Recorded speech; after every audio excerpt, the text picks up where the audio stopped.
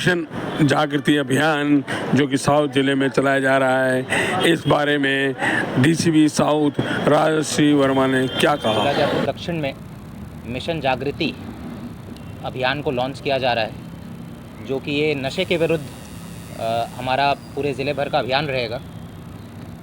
आज हमने इसी क्रम में पूरे ज़िले में एरिया डोमिनेशन भी किया था। अलग अलग सर्कल्स में, खासकर जो कच्ची बस्तियां हैं, जो नशे के सप्लाई के हिसाब से जो हॉटस्पॉट्स हमने कुछ चिन्हित किए थे, वहाँ पर हमने कार्रवाई की थी। उसमें हमने डॉग स्क्वाड और ड्रोन की भी मदद ली थी। और ये जो एरिया डोमिनेशन हमने किया, इसमें हमने करीब 13 प्रकरण एनडीपीएस के दर्ज करते हुए टोटल जो है 47 लोगों को गिरफ्तार किया है। इस एरिया डोमिनेशन के साथ इस अभियान की आज हमने शुरुआत की है।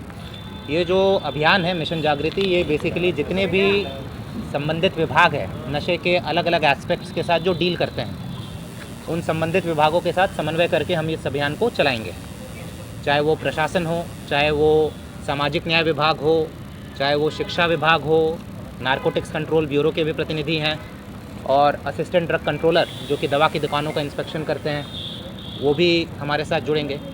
तो आइडिया ये है कि सारे विभागों के साथ समन्वय करके एक 360 डिग्री अप्रोच जो है अडॉप्ट करते हुए नशे का सप्लाई और डिमांड दोनों को हम टारगेट करेंगे।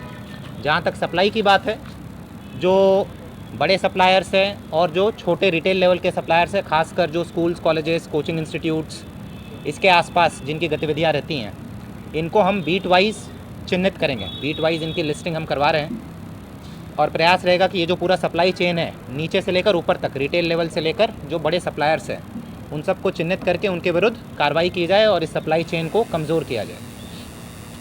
साथ ही साथ ये जो सप्लायर्स हैं, इनके प्रॉपर्टीज़ की भी हम पूरी लिस्टिंग करा रहे हैं, प्रॉपर्टीज़ का भी पूरा विश्लेषण कर रहे हैं, ताकि एनडीपीएस एक्ट के अंदर जो 68F के अंतर्गत हम जो कार्रवाई करते हैं इनके प्रॉपर्टी के विरुद्ध, वो कर पाए।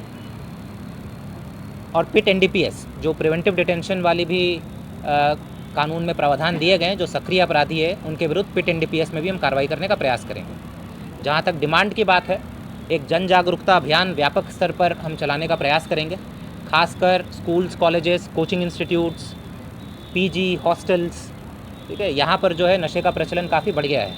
तो हमारा प्रयास रहेगा कि जैसे जो स्कूल्स है, कॉलेजेस हैं, कोचिंग इंस्टीट्यूट्स है, पीजी है, इनके जो संचालक हैं, इनकी रेगुलर मीटिंग कराते रहें और इनको मोटिवेट करके इनके कैंपस को नशा मुक्त करवाने का हम प्रयास करें।